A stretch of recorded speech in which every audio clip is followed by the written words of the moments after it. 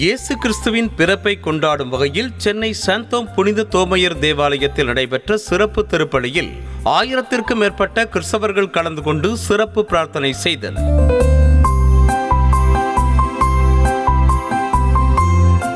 வண்ண விளக்குகளால் ஜொலித்த தேவாலயத்தில் ஏராளமான இளைஞர்கள் கிறிஸ்துமஸ் தாத்தா சாண்டா கிளாஸ் வேடமணிந்து வாழ்த்துக்களை தெரிவித்தனர்.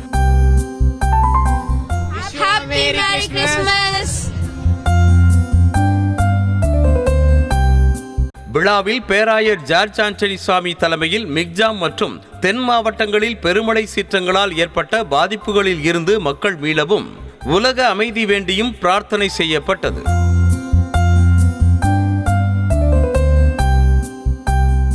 சென்னை பெசன்ட் நகர் அன்னை வேளாங்கண்ணி தேவாலயத்தில் கிறிஸ்துமஸ் பண்டிகை வெகு சிறப்பாக கொண்டாடப்பட்டது.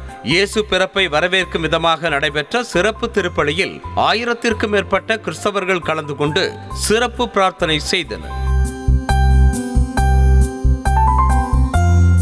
சென்னை பரங்கிமலை சென்ட் தாமஸ் தேவாலயத்தில் கிறிஸ்துமஸ் பண்டிகையை முன்னிட்டு சிறப்பு வழிபாடு மற்றும் திருப்பலி நடைபெற்றது. இதில் ஏராளமான கிறிஸ்தவர்கள் கலந்து கொண்டு பிரார்த்தனை செய்தனர். இயேசுவின் பிறப்பை அறிவிக்கும் வகையில் குழந்தை இயேசு சொரூபம் காட்சிப்படுத்தப்பட்டு கிறிஸ்துமஸ் குடில் அமைக்கப்பட்டது.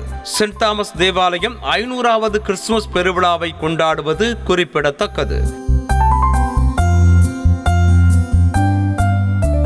சென்னை காலடிப்பேட்டை தூய பவுல் தேவாலயத்தில் கிறிஸ்துமஸை முன்னிட்டு அமைக்கப்பட்டிருந்த 50 அடி உயர கிறிஸ்துமஸ் மரத்திற்கு தேவாலய பங்கு தந்தை சிறப்பு பூஜைகள் பிரார்த்தனைகள் செய்து வழிபாடு நடத்தினர். இதனைத் தொடர்ந்து திருப்பலி நடைபெற்றது.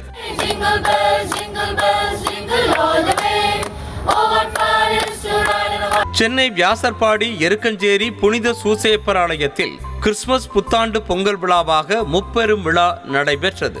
நள்ளிரவு 12 மணியளவில் இயேசு கிறிஸ்துவின் பிறப்பை கொண்டாடும் வகையில் அனைவரும் கரவொலி தட்டி எழுப்பி கிறிஸ்துமஸ் பண்டிகையை வரவேற்றனர். அதனைத் தொடர்ந்து சிறப்பு ஆராதனை மற்றும் கூட்டு திருப்பலி நிகழ்ச்சியும் நடைபெற்றது. செய்திகளை உடனுக்குடனும் துல்லியமாகவும் தெரிந்து கொள்ள சப்ஸ்கிரைப் பண்ணுங்க.